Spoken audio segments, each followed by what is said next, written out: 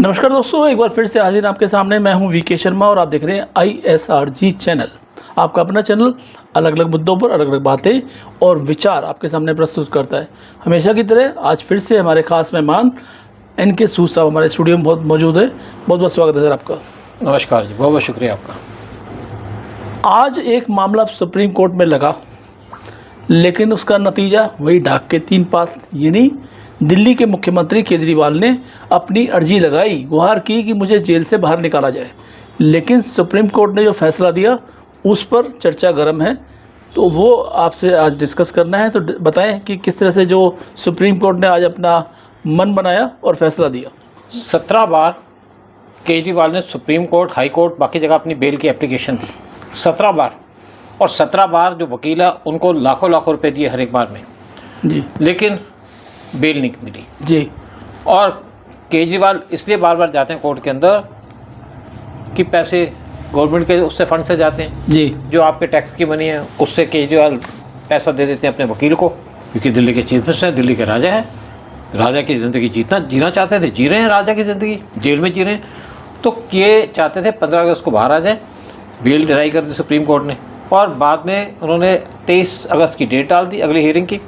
लेकिन बात यह है कि केजरीवाल बार बार क्यों जाते हैं, क्योंकि उनकी जेब से तो कुछ लगता नहीं है जी। और आपने सुप्रीम कोर्ट ने कह दिया कि आपने जो धंधलेबाजी की है उसके अंदर आपको तो बेल मिल नहीं सकती, अभी मिलेगी, क्योंकि हमेशा के लिए तो आपको जेल में रखा नहीं जाएगा। इनको लगा कि सिसोदिया को बेल मिल गई तो मुझे ही मिल जाएगी। अब 15 अगस्त का झंडा फहराने की बात थी, ये यहाँ भी दलील दी गई कि 15 अगस्त का झंडा फहराना चाहते हैं। तो वहाँ से एक मैसेज मिला केजरीवाल को कि इनको झंडा दे दिया जाए जी। और केजरीवाल को जेल के अंदर एक छोटा सा झंडा पकड़ा दिया हाथ में कि बजाते रहो, चलाते रहो, जो मर्जी करो, वैसे भी आपने झंडे की इंसल्ट करनी होती है। लेकिन दिल्ली सरकार के लिए उन्होंने नाम सुझाया था कि आतिशी को झंडा फहराने की इजाज़त दी जाए। हाँ, वो भी एक झटका इनको बहुत बड़ा कि दिल्ली गवर्नमेंट से कहा गया कि दिल्ली गवर्नमेंट ने कहा कि आतिशी को यहाँ पे 15 अगस्त को झंडा फहराने की परमिशन दी जाए, लेकिन LG ने वो फैसला नहीं दिया। उन्होंने फैसले के अंदर जो यहाँ के ट्रांसपोर्ट मिनिस्टर हैं कैलाश गहलोत साहब को कहा कि वो झंडा फहराएंगे, क्योंकि आतिशी के खिलाफ करप्शन के चार्जेज है, बहुत जल्दी ये भी जेल में जाएंगे, तो इसलिए इनको झंडा फहराने की परमिशन नहीं दी गई। वैसे भी जब मनीष सिसोदिया जेल से बाहर आए थे तो आतिशी का एक वीडियो आया था, मैं आपको यहाँ दिखा नहीं सकता वो वीडियो जी। उसमें ऐसे कर रही थी जैसे बड़ी रो रही, एक मतलब एक्टिंग कर रही थी बहुत ज़्यादा जी। बोला नहीं जा रहा, पानी वो पी रही स्कूल के उद्घाटन के समय की बात है। हाँ, द्वारका विधानसभा क्षेत्र में स्कूल का एक अच्छा, उद्घाटन था। उसमें देखिए बड़ी अजीब सी बात है, अभी तक सोचते हैं कि लोग यहाँ पे बेवकूफ़ है, कोई 4वीं 5वीं पढ़ा हुआ है, यहाँ के पढ़े लिखे लोग हैं दिल्ली के, और ये जैसे ड्रामे कर रही थी, बार बार पानी पी रही थी, 17 महीने के बाद आ गया, उनको पनिश किया गया। अरे पनिश किया गया, पनिश तो सुप्रीम कोर्ट ने किया, पनिश उनको हाई कोर्ट ने किया,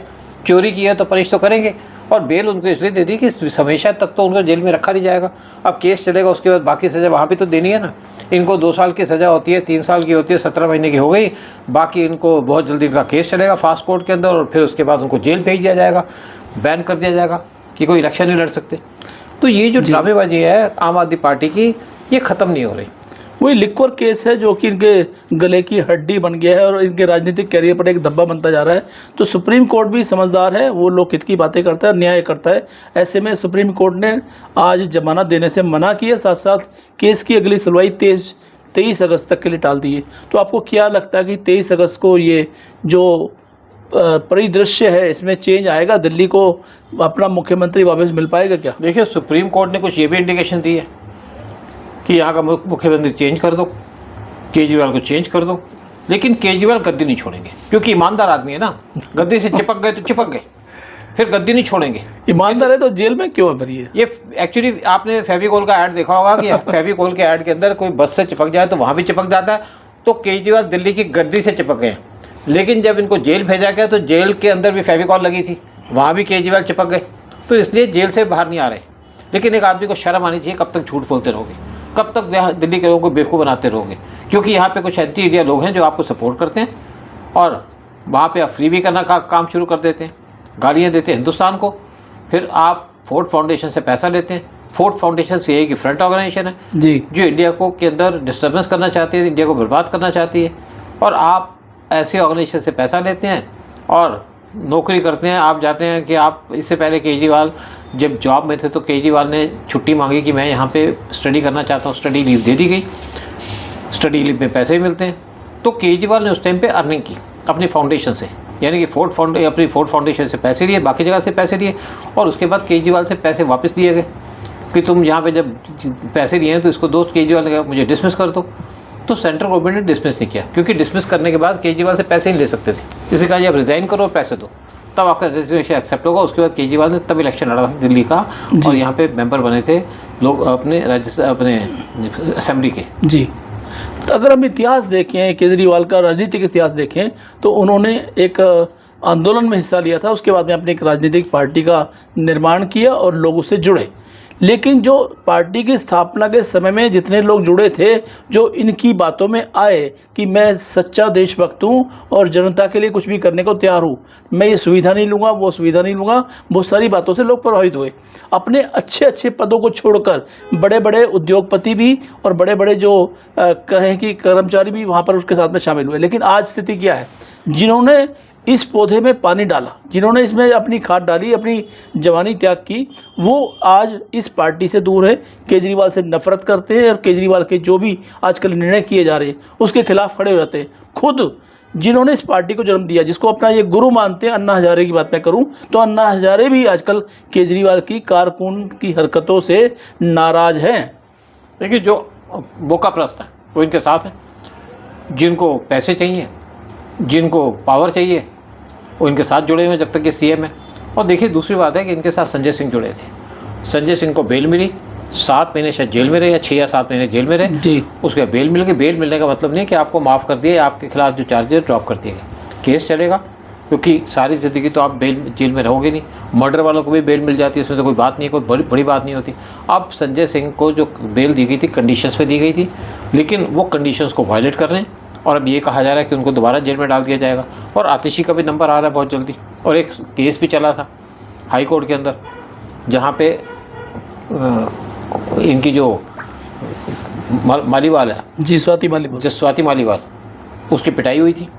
तो कोर्ट के अंदर सबूत पेश किए गए कि जब स्वाति मालीवाल की पिटाई हो रही थी तो केजरीवाल अपने घर में बैठे थे, उसी घर के अंदर थे। तो कोर्ट ने कहा कि जो जिस आदमी ने इनको पीटा, वैभव सिंह, वो वैभव कुमार जी, वो केजरीवाल के घर में क्या कर रहा था?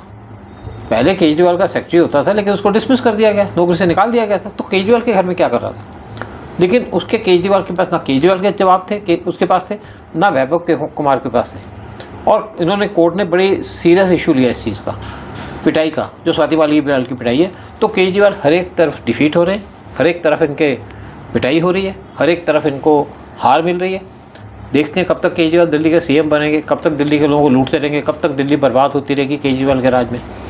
एक सवाल थोड़ा लीक से हटके है सुसब, मैं इस बात को जानना चाहता हूँ कि कई बार हमारी जो भारतीय न्याय व्यवस्था है, कोर्ट जो है, वो सुओ मोटो केस लेते हैं। भाई किसी घटनाक्रम को देखते हैं, वहाँ पर उनको लगता है कि यहाँ पर कानून को अपना रोल अदा करना है, तो ऐसे में वो स्वयं उस केस को उठाकर उस पर एक्शन करते हैं। तो ऐसे में जो केजरीवाल भ्रष्टाचार के ताने वाने में लिप्त नज़र आते हैं और जनता भी इससे त्रस्त होती नज़र आ रही है, तो उस पर भी सुओ मोटो का केस लेकर न्यायालय हस्तक्षेप क्यों नहीं करता? क्या हस्तक्षेप करेगा? वो केजरीवाल को बेल नहीं दे रहे।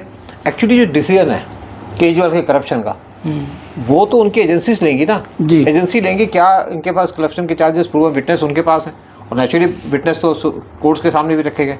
लेकिन फाइनली जो डिसीजन होगा वो होगा एजेंसीज का, इनको नौकरी से निकालने का या इनको कन्विक्ट करने का। और जब कन्विक्ट होंगे तब सुप्रीम कोर्ट में केस की सुनवाई होगी।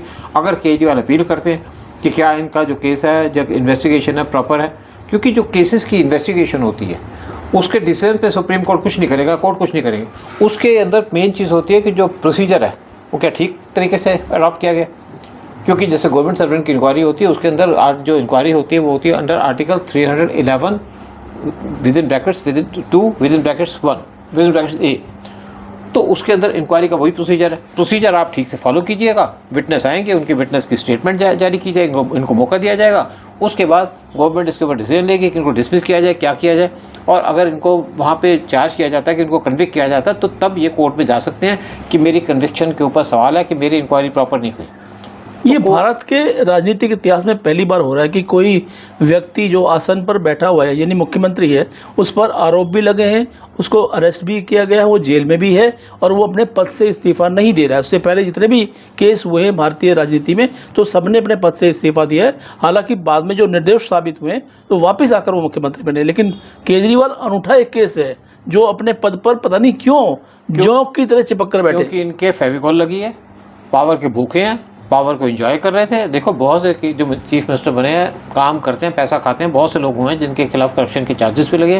लेकिन केजरीवाल ने सीट पे बैठ करके, सेंटर में बैठ करके जिस तरीके से शीश महल बनाया, ये पहला केस था। दूसरा जो शीश महल बनाया वो बनाया आंध्र प्रदेश के चीफ मिनिस्टर ने, उनकी भी इंक्वायरी चल रही है। उन्होंने तो एक पूरे के पूरे जगह को अपने घर बना दिया था, बाद में कहा यहाँ पे तो हम टूरिस्ट स्पॉट बनाना चाहते हैं जी, टूरिस्ट आएंगे यहाँ रहेंगे। लेकिन टूरिस्ट उस जगह रहेंगे जहाँ पे 50 कमरे हो या 100 कमरे हो, जहाँ पे 7 या 8 कमरे हो वहाँ पे तो टूरिस्ट नहीं रहेंगे। उन्होंने तो पूरे के पूरे हिल पे कब्जा कर लिया। तो यहाँ पे बड़े अजीब अजीब केस आते हैं लोगों के, और जो पॉलिटिशियन है वो अपना जब पावर